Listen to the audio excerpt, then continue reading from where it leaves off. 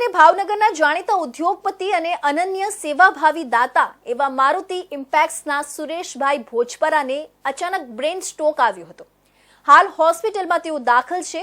તેઓએ અનેક સામાજિક ધાર્મિક સંસ્થાઓ અને સેવા કાર્યોમાં ઉદાર હાથે દાન આપનાર સેવાભાવી સજ્જન તરીકે સમગ્ર ગુજરાતમાં લોકપ્રિય બન્યા છે। મારુતિ ઇમ્પેક્ટ્સ ડાયમંડ ફેક્ટરી 3 થી 4 મહિના બંધ રહેવાનો વોટ્સએપ ઓડિયો વાયરલ થયો છે, જેમાં કર્મચારીઓ, મેનેજર, કોમ્પ્યુટર સ્ટાફ સહિતને નવી જગ્યાએ કામ શોધવા માટે સૂચના આપવામાં આવી છે।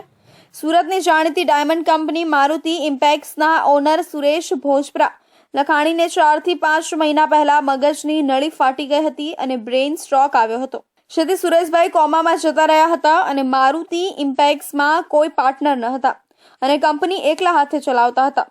સુરત, ભાવનગર, લાઠી સહિત અલગ અલગ જગ્યાઓ પર નાની મોટી મળીને 100 થી વધારે ડાયમંડ કટ એન્ડ પોલિશ્ડની ફેક્ટરીઓ કાર્યરત હતી। આ ઉપરાંત વિશ્વના અલગ અલગ 10 દેશોમાં મારુતિ ઇમ્પેક્ટ્સની ઓફિસ પણ કાર્યરત હતી। તમામ જગ્યાઓ મળીને અંદાજિત 15,000 કર્મચારીઓ મારુતિ ઇમ્પેક્ટ્સમાં કામ કરતા હતા। દિવાળી પહેલા સુરેશ ભોજપરા કોમામાં જતા રહ્યા હતા। આ સામી દિવાળીએ જ કર્મચારીઓ કામ વિહોણા ન બને તે માટે તેમના નજીકના સંબંધીઓ દ્વારા ફેક્ટરી ચલાવવામાં આવતી હતી, પરંતુ હવે હાલ પૂરતી કંપની 3 થી 4 મહિના બંધ રાખવા માટેની જાહેરાત કરવામાં આવી છે। સોશિયલ મીડિયામાં એક ઓડિયો મેસેજ પણ વાયરલ થયો હતો, જેમાં કહેવામાં આવ્યું છે કે કર્મચારીઓ, મેનેજર, કોમ્પ્યુટર સહિતના સ્ટાફ અન્ય જગ્યા પર કામ શોધી લે। હાલ પૂરતી 3 થી 4 મહિના મારુતિ ઇમ્પેક્ટ્સ કંપની બંધ રહેશે। જો શરૂ થશે તો ફરી તમને જાણ કરવામાં આવશે। હાલ સિક્યોરિટી સિવાય તમામ 15,000 કર્મચારીઓને છૂટા કરવામાં આવ્યા છે। સમગ્ર સૌરાષ્ટ્રની અંદર ખૂબ મોટા પ્રમાણમાં રોજગારી પૂરી પાડતી એવા મારુતિ જેમ્સના માલિક શ્રી સુરેશભાઈ ભોજપરાને દિવાળી પહેલાં બ્રેઇન એટેક આવતા એ કોમામાં સરી ગયેલા અને આ કંપનીની અંદર કાર્યકર જે મેઇન હતા એ સુરેશભાઈ જ હતા।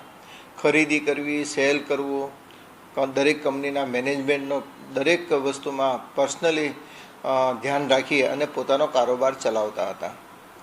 પરંતુ આ બ્રેઇન સ્ટ્રોકના કારણે દિવાળી સુધી તો એ કોમામાં સરી ગયેલા। દિવાળી પછી થોડા ભાનમાં આવ્યા છે, પરંતુ દિવાળી સુધી ફેક્ટરીઓ એ માટે સ્ટાર્ટ રાખેલી એમના લઘુબંધુ શ્રી દિનેશભાઈ લખાણીએ કે દિવાળીની અંદર રત્ન કલાકારોને દિવાળી ન બગડે, પરંતુ દિવાળી પછી પણ હજી સુરેશભાઈનું સ્વાસ્થ્ય કાર્યરત થવું જોઈએ, જે ધંધાકીય રીતે એવું હજી સ્વાસ્થ્ય સુધર્યું નથી અને આ સ્વાસ્થ્યને ધ્યાનમાં રાખીને એક કંપનીએ નિર્ણય લીધો છે કે સુરેશભાઈ જ્યાં સુધી સંપૂર્ણ સ્વસ્થ ન થઈ જાય ત્યાં સુધી 3 થી 4 મહિના માટે કંપનીઓ આપણે બંધ રાખવી। ઇન્ડિયન ડાયમંડ ઇન્સ્ટિટ્યૂટના ચેરમેન દિનેશ નાવડિયાએ કહ્યું હતું કે સુરેશભાઈ ભોજપરાની તબિયત નાદુરસ્ત છે।